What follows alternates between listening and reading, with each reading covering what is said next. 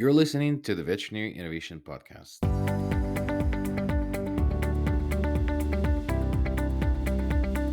You're listening to the Veterinary Innovation Podcast. My name is Sean Wilkie, and along with my awesome co host, we interview the innovators in this space every week. Ivan, please kick us off. Hey, Ivan Zach. I'm very excited about our guest today. Not once, not twice, but maybe not 100, but close to. We've been with this guest on a different podcast, and it's a friend of mine, Ryan Leech, is visiting us today. Ryan is a veterinary industry consultant, speaker, and the host of Bird Bath Podcast, with over 6 years of experience leading the first 100 consulting. At his boutique consulting firm, Ryan specializes in providing critical market insights and strategic guidance to veterinary businesses, helping them thrive in a competitive market. In addition to his consulting work, Ryan held significant roles in business development and strategic partnership in various organizations, including Digitail, Galaxy Vets, and Veterinary Integration Solutions with us and Hippo. Ryan, welcome to the show. Great to be back. I'm so happy to see you guys again. It's been a long time, Ivan, since we've gotten together. I bump into Sean, I think, at conferences. Last time we passed each other on the escalators. So it's good to see you guys.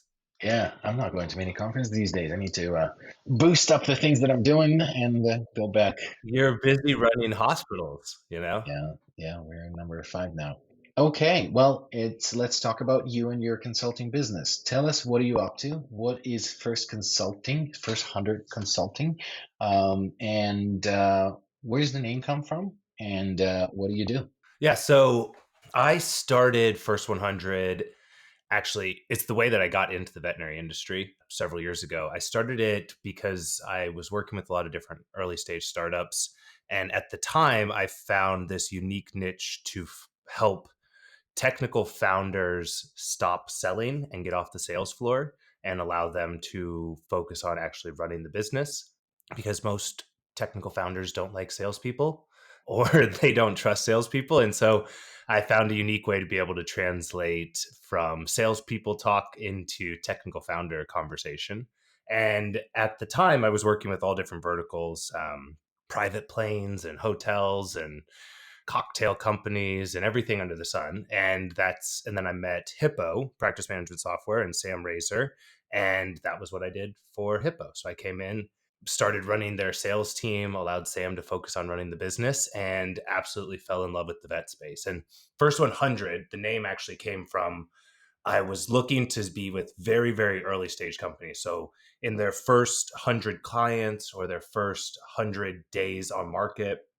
Luckily, I picked something somewhat broad. So now I say within their first 100 employees.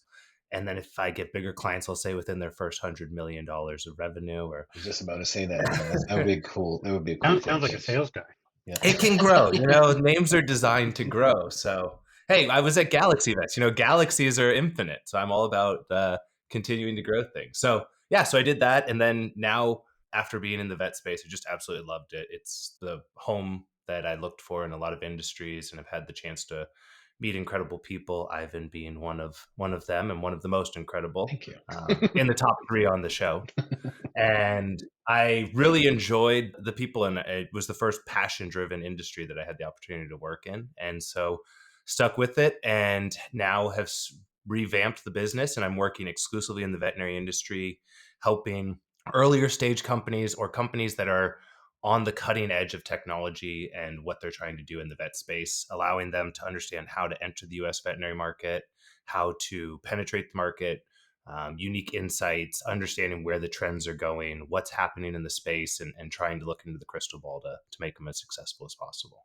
Well, let's talk about those trends. So the bird bath became this window that you're opening for everybody to see the main movement of tectonic parts of the veterinary industry.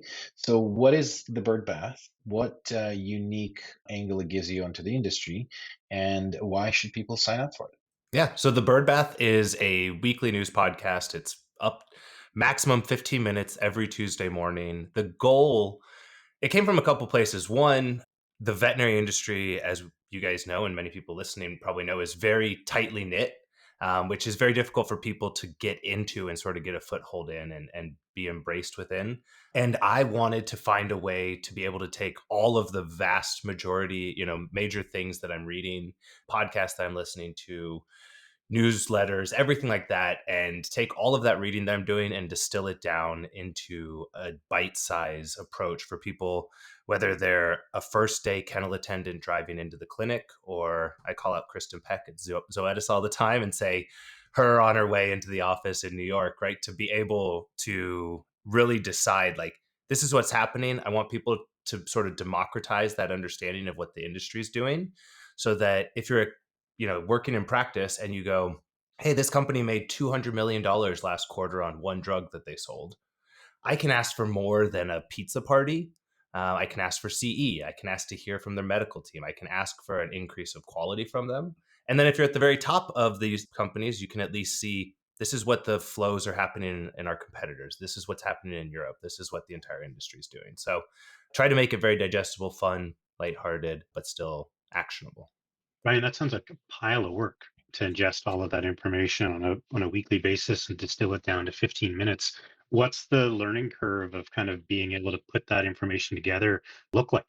Yeah, so it's a lot. There's luckily Google Tabs, and saving Google Tabs helps a lot. So because I record every Monday afternoon and I've got an incredible team who are the same producers behind the show here. If anyone's doing a podcast, reach out. They're absolutely magical. And they're spectacular being over in Europe. I record the episode on Monday afternoon. They wake up in the morning, Tuesday morning, and finish it. And then by the time I wake up Tuesday, it's ready to go. But throughout the entire week, I'm reading the Fountain Report, I'm reading Bracky, I'm reading every DVM 360 article that's coming through. I've got Google Alerts pinged. I also follow a lot of the PE Hub news because you can get sort of some insights there. And then another thing that I like to do is, I talked about this on the last episode, but I bought one share of pretty much every vet company that's publicly traded. And the nice thing about that is they just ping you with their quarterly earnings. It's a low cost way to be able to get them to send you all their information without having to remember to search for it. So, the quarterly earnings report or the investor news comes right into my inbox just by owning those shares. And they're companies that I want to see do well because it's an industry that I love. So it's a lot of reading, a lot of digging in, but it's fun because it's what I do for my consulting too. I'm Awesome. It helping sounds like people you're building understand quite that. the diverse portfolio. Yeah, it's fun. It's a cool way to do it. So, what is happening on the market? What is happening? The big, the Fed's kind of lowered the rate recently, so there's some speculation what's going to happen with the big consolidators and consolidations of consolidations. Now, the elections yesterday and how that's going to affect the federal rate and everything else. What are the big things that are happening and that we can learn from you? Well, I think the consolidation of consolidators is probably the biggest one that is happening. Bloomberg put out a story. Depending on when the episode comes out, people either know all of the details about this or still know the whispers in the corners. But Bloomberg put out a big story about Shore Capital's divesting their practices, and they own Mission Vet Partners and Southern Vet Partners, and selling that portfolio, merging them together with a company called Silver Lake. Now, that story, as of today, November 6th, is purely speculative from Bloomberg. I have no inside knowledge of what's happening there, but Bloomberg's a pretty trusted news source. And Silver Lake Capital, I think it's the 11th largest PE firm in the world.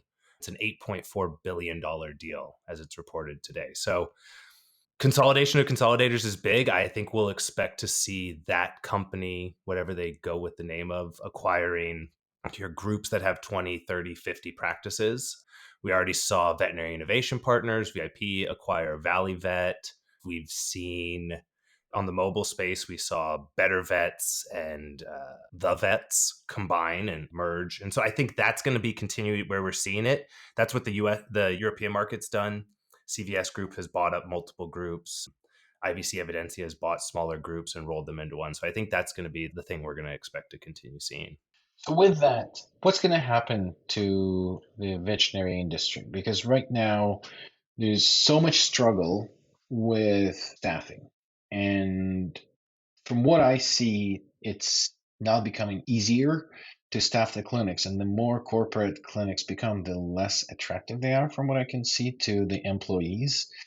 So, do you think that this? I'm just kind of worried. Like, what is happening? Do people migrate then from corporate, and then these big consolidations, would they have return on investments, and how does that all fit together? This kind of, I think they're kind of working against each other, these things. They are, but it's tough. It's very difficult to bet against giant piles of money. I was talking with someone and they asked sort of, who does the best in a recession, or I always look at the Great Depression and all the people that came out of that. They were still the Vanderbilts and the big families with lots of money, because ultimately, if you're licensed to practice medicine and all of the practices around you are owned by corporate groups, and your cost of entry into a practice is too great, or if someone can outspend you on marketing, it's going to be really difficult to be able to eschew the corporate group if we get to the consolidation levels that they have in Europe, right? 70, 80%. I think what we'll continue to find, though, is the need for the corporate groups to create their own unique and identifying flavors that attract the right participants and the right employees. Pet Folk just raised a $36 million Series C investment, and their big thing is really focused on the happiness of their employees and their staff. Obviously, Galaxy Vets is doing incredible stuff to make sure that their employees are engaged and bought in and participating in that. But then on the flip side of things, we also have Inspire Veterinary Partners, IVP, which is on the public market and is not doing well at all, to put it nicely. And that's a very employee centric business on the marketing front of it. So it's confusing, but I do think that people will end up working at corporate practices, and they're going to be shooting themselves in the foot if they say they never want to work at a corporate group ever. I think it's just going to limit the opportunities. Yeah, it's interesting. It kind of speaks to the European consolidation and kind of where that market kind of arrived at, where it's kind of flipped what we have in Canada. Yeah, really, or Canada and US. Really, really fascinating. Ryan, one of the questions that I want to ask you, you've been doing the bird bath for months now. You've been reporting on this news weekly. What are some of the big stories that people might have missed that have really kind of got you excited about the industry at large, and just kind of things that you might like to share with our audience? Yeah, so I try to temper my continuous coverage of the staffing shortage and the disagreement between the different versions of folks there. There's always really interesting news that comes out of both the AVMA as well as independent economists and a lot of different people with different views on what's happening in that sense. Recently, and even with the election last night in Colorado, there was Proposition 129, which was the creation of mid-level practitioners in Colorado. As of recording, it's too close to call for them to say on where it was. When I checked the numbers, it was within a few thousand votes difference between the two. So they're still counting the things there to see if mid-level practitioners are going to be entering the space.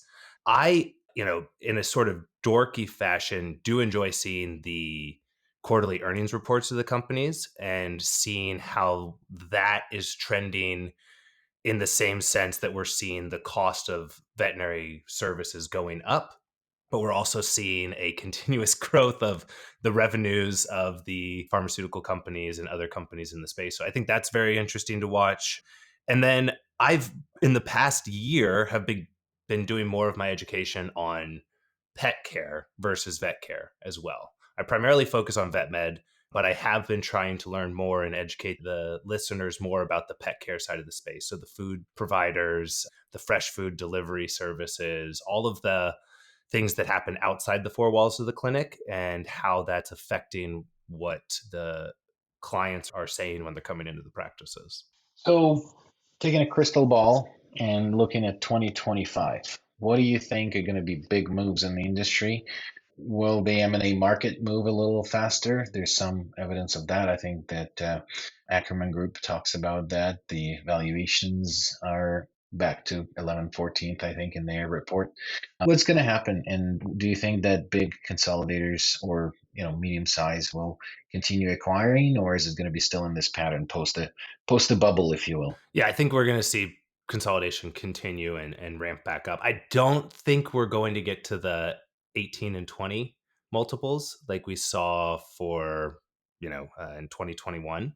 But it is kind of crazy. Like March will be 5 years since COVID caused, had the shutdown. And that's wild to think. But every one of the major companies that's publicly traded in the veterinary market or in the US market that are veterinary businesses are above their pre-COVID numbers. So if you were to take a 5-year chunk out of the middle there where everything spiked crazy high in 2020 and 2021, the companies are above where they were in 2019. So I think that's a really positive thing to expect to see. It's a much more sustainable growth now.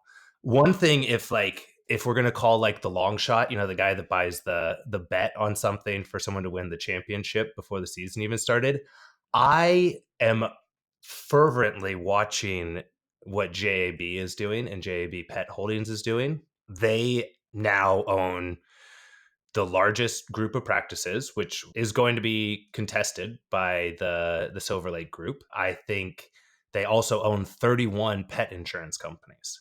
And it was enough to strike the ire of the US government and Elizabeth Warren to send them a letter asking for things. They sent a great follow up back to her about it. But I think 2025, there's going to be a major move on that. It does not financially make sense to own 30 plus insurance companies in the exact same sector. So I'm really, if I'm calling my long half court shot, I'm going to expect to see something from JAB in the tune of introducing maybe an HMO or an integrated payment model where their insurance is, regulated within their own clinic groups and something to that effect. So that's where I see the crystal ball.